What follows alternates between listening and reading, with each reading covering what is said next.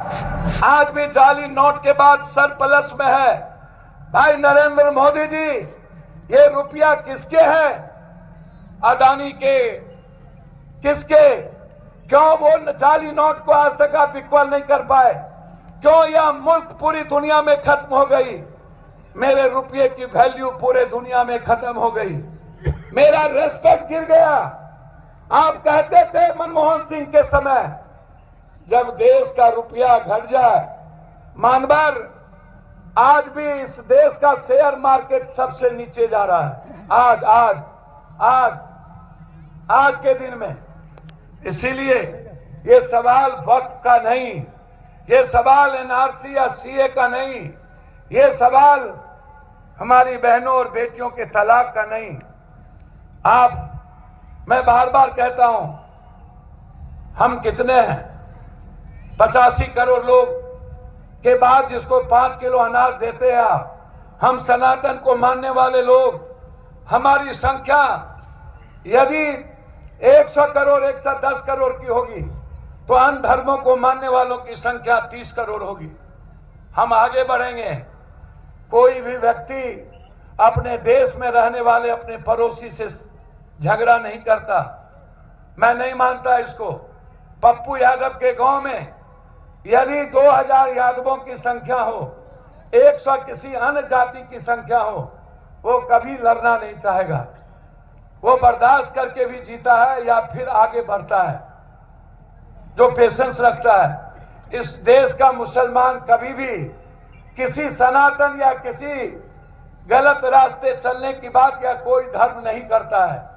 मेरा मानना है कि कोई भी आदमी जब जिंदगी जीता है, जब बांग्लादेश या पाकिस्तान या किसी की बात आती है, मैं सदन में कहता हूं कि बांग्लादेश किसने बनाया?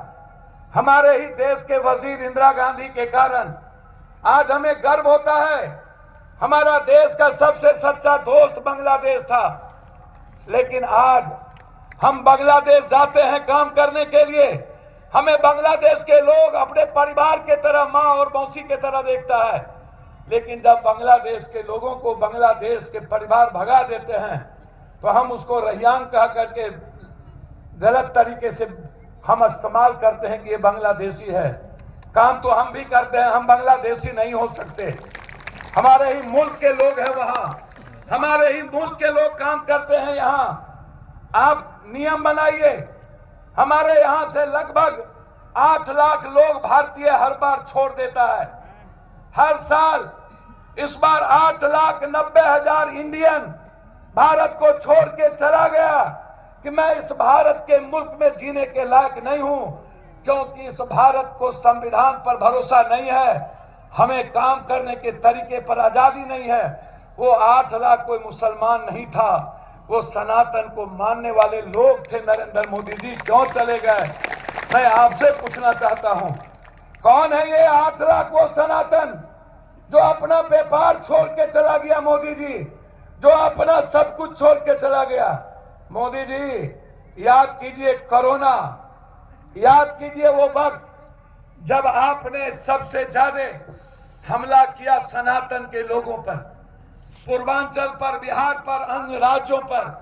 जब हमारी फैक्ट्रियां बंद हो गई, जब हमारे किचन बंद हो गए, आपने हमको 3200 किलोमीटर बिहार जबरदस्ती पैदल चलने पर मजबूर कर दिया। वो मुसलमान नहीं था, वो सनातन को मानने वाले लोग थे। मोदी जी वो मुसलमान नहीं था। मोदी जी आप मुसलमान के कितने विरोधी हैं सियासत के लिए, वो तो दुनिया देख चुकी। जब आप बांग्लादेश जाते हैं तो आपको मोहब्बत शेख हसीना से होती है, और जब भारत आते हैं तो मेरी बेटी से नफरत हो जाता है। मोदी जी जब आप गल्फ जाते हैं दुनिया में, जब विकास की बात आती है तो पूरा दुनिया गल्फ कंट्री भारत के लिए खड़ा होता है, तब वहां आपकी शीश झुक जाती है। और जब आप भारत आते हैं तो मुसलमानों से आपको नफरत पैदा हो जाता है। बारे मोदी आप कौन सी बात करते हैं? कौन सा रंग है आपका? आप मुसलमानों के मिसाइल के खिलाफ नहीं है मोदी, आप मुसलमानों से सिर्फ नफरत चाहते हो, सिर्फ सियासत के लिए, ताकि मुसलमान भाई कुछ बोले। मैं आपसे पूछना चाहता हूं, मोदी जी, मुसलमान ने अपने लिए आरक्षण कभी नहीं मांगा, कभी नहीं मांगा। आपने आरक्षण किसका खत्म किया, मुसलमान का या दलित एसटी एससी का? मोदी जी, वो मुसलमान नहीं थे, सनातन के लोग थे जो बाबा साहब अंबेडकर से बेइंतहा मोहब्बत करते हैं और बुद्ध के रास्ते चल के सारे धर्मों की इज्जत करना चाहते हैं। आपने इस मुल्क में सबसे पहले हमला किया एसटी एससी पर। मुसलमान का तो आप कुछ नहीं बिगाड़ पाए मोदी जी, लेकिन आपने पप्पू यादव, पप्पू पासवान, पप्पू राम, पप्पू भुइया, पप्पू डोम,